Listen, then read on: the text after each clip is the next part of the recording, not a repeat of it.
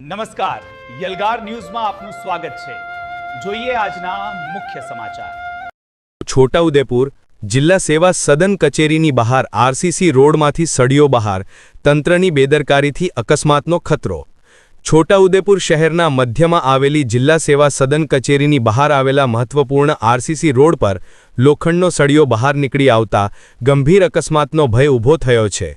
આ જ માર્ગ પરથી જિલ્લા સેવા સદન, કલેક્ટર કચેરી તેમજ આસપાસ આવેલી શાળાઓમાં રોજ હજારો લોકો અને વાહનોની અવરજવર રહેતી હોવા છતાં તંત્ર દ્વારા જરૂરી દેખરેખ રાખવામાં આવી રહી નથી તેવી સ્થિતિ જોવા મળી રહી છે। રોડની સપાટીમાંથી બહાર નીકળેલો લોખંડનો સળિયો કોઈપણ સમયે બાઇક કે કારના ટાયરમાં ઘૂસી જઈ અકસ્માત સર્જી શકે છે। એટલું જ નહીં, પગપાળા પસાર થતા વિદ્યાર્થીઓ, વૃદ્ધો અથવા અન્ય નાગરિકોને પણ ગંભીર ઈજા પહોંચવાની શક્યતા નકારી શકાય તેમ નથી। વિકાસના મોટા દાવાઓ વચ્ચે જિલ્લા મુખ્યાલયની સૌથી મહત્વની કચેરીની બહાર જ આવી બેદરકારી સામે આવતા પ્રજામાં અસંતોષ જોવા મળી રહ્યો છે। જ્યાં જાહેર સુરક્ષા અને જાળવણીનું શ્રેષ્ઠ ઉદાહરણ હોવું જોઈએ, ત્યાં જ જીવલેણ જોખમ ઊભું થવું અનેક પ્રશ્નો ઊભા કરે છે। હવે સવાલ એ છે કે કોઈ નિર્દોષ નાગરિક અકસ્માતનો ભોગ બનશે ત્યારબાદ જ તંત્ર જાગશે કે પછી સમયસર કાર્યવાહી કરીને બહાર નીકળેલા સળિયાને દૂર કરી માર્ગને સુરક્ષિત બનાવવામાં આવશે।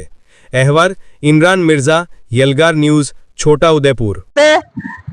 જિલ્લા સેવા સદનના બિલ્ડિંગની મુખ્ય ગેટની બાજુની અંદર અને સામે એસએફ હાઈસ્કૂલ ની અંદર 500 થી 1000 બાળકો શિક્ષણની અંદર અભ્યાસ કરી રહ્યા છે। આ જે રસ્તો પસાર થાય છે, આ રસ્તાની જે આરસીસી બનાવેલી છે એ આરસીસી ના ગેટ પર એક સળિયો બહાર નીકળી ગયો છે અને આ સળિયો તાત્કાલિક ધોરણે રિપેર કરવામાં આવે।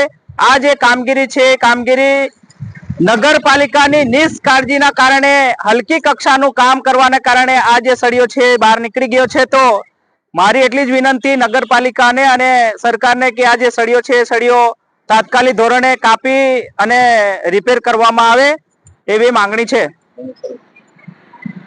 પર માલ પણ આરસીસી વ્યવસ્થિત માલ નાખીને બનાવવામાં આવે।